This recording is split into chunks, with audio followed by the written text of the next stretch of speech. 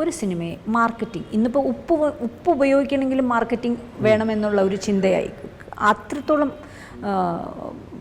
Marketing വ്യാപിച്ചു കഴിഞ്ഞു. അപ്പം എത്രത്തോളം ഈ ആഫ്റ്റർ റിവ്യൂസ്, നമ്മൾ നേരത്തെ പറഞ്ഞ ആഫ്റ്റർ റിവ്യൂസിന് ഇത്തരം മാർക്കറ്റിങ്ങുകൾ സഹായകമാണ്?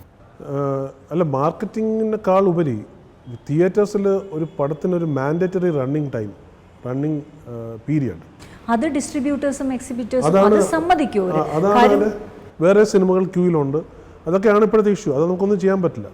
മാർക്കറ്റിങ്ങിന് ഒരു വലിയ പങ്കുണ്ട്. ഹൗ ടു നോവലി മാർക്കറ്റ് മൂവി, പുതിയ ടെക്നിക്സ് മാർക്കറ്റിങ്ങിൽ ഉപയോഗിക്കുക എന്ന് പറയുന്ന സാധനം. ഈ ഒരു സിനിമ ഇറങ്ങുമ്പോൾ നമ്മളിപ്പോൾ ചെയ്യുന്ന പറഞ്ഞാൽ ആ സിനിമയുടെ ആൾക്കാർ ടെലിവിഷനിൽ വന്നിട്ട് സംസാരിക്കുക, അത് തന്നെ ഇപ്പം പോയി തുടങ്ങി.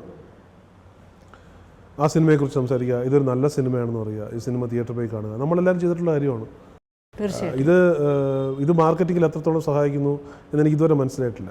കാരണം ഇപ്പോൾ ഒരാൾ ടെലിവിഷനിൽ വന്നിട്ട് എൻ്റെ സിനിമ വരുന്നുണ്ട്, ആ സിനിമയിൽ ഞാൻ ഭയങ്കര റോളാണ് ചെയ്തിരിക്കുന്നത്, വ്യത്യസ്തമായ സിനിമ എന്ന് പറയും, നമ്മളെല്ലാവരും പറയും. ഇത് കണ്ടുകൊണ്ടിരിക്കുന്ന ആൾ പറയുന്നത് എനിക്ക് ഇപ്പോഴേ കേൾക്കാൻ പറ്റുന്നുണ്ട്. എന്ന് പറഞ്ഞു കഴിഞ്ഞാൽ ഇത് തന്നെയാണ് എല്ലാവരും പറയുന്നത്, ഈ പടം ഇതിൻ്റെ ഇത് മാർക്കറ്റിങ്ങിന് വേണ്ടിയുള്ളൊരു ഗിമ്മിക്കാണെന്ന് പറയുമ്പോൾ പിന്നെ എന്ത് മാർക്കറ്റിംഗ് ആണുള്ളത്? ആൾക്കാരത് ഐഡൻറ്റിഫൈ ചെയ്ത് കഴിഞ്ഞു. കാരണം പ്ലോയാണ്. സത്യം എന്നും ജനിച്ചപ്പം ഇപ്പോൾ 2-3 സിനിമ ദിവസം കഴിഞ്ഞിട്ട് ഒരു സിനിമയുടെ ആൾക്കാർ ഭയങ്കര ഫ്രീക്വൻ്റ് ആയിട്ട് ടെലിവിഷനിൽ വരികയാണ്, പ്രൈം അവറിൽ വരികയാണ് എന്ന് പറയുമ്പോൾ ആൾക്കാർക്ക് മനസ്സിലാവും പടം പോയി, ഇയാൾ വന്ന് അത് പൊക്കിയെടുക്കാൻ നോക്കുകയാണ്.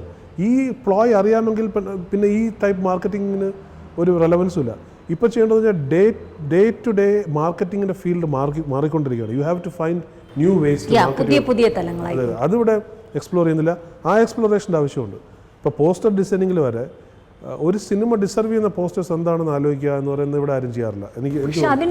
അതിനൊരു ക്രിയേറ്റീവ് ഡിപ്പാർട്ട്മെന്റ് ഉണ്ടോ ഫിലിമിൽ? ഉണ്ട്, അതിനൊരുപാട് ഏജൻസീസ് ചെയ്യുന്നുണ്ട്. പക്ഷെ എന്നിരുന്നാൽ പോലും റെഫറൻസ് എന്ന് പറയുന്നതാണ് അവരുടെ ഒരു ഒറിജിനാലിറ്റിയേക്കാൾ കൂടുതൽ. ഒരുപാട് പേര് ഒറിജിനലായിട്ടുള്ള ആൾക്കാർ ഒരുപാട് ഉണ്ട്, ഇല്ലയെന്നല്ല ഞാൻ പറയുന്നത്. പക്ഷെ ഒരു മെജോറിറ്റി റെഫറൻസ് നോക്കിയിട്ട് ചെയ്യുന്ന ആൾക്കാരാണ്. ഒരു സിനിമയെ എങ്ങനെ പ്രൊമോട്ട് ചെയ്യണം എന്നുള്ളത് വേറൊരു സിനിമയുടെ റെഫറൻസ് വെച്ചിട്ട് ഒരിക്കലും ചെയ്യാൻ പറ്റില്ല. ഒരു സിനിമ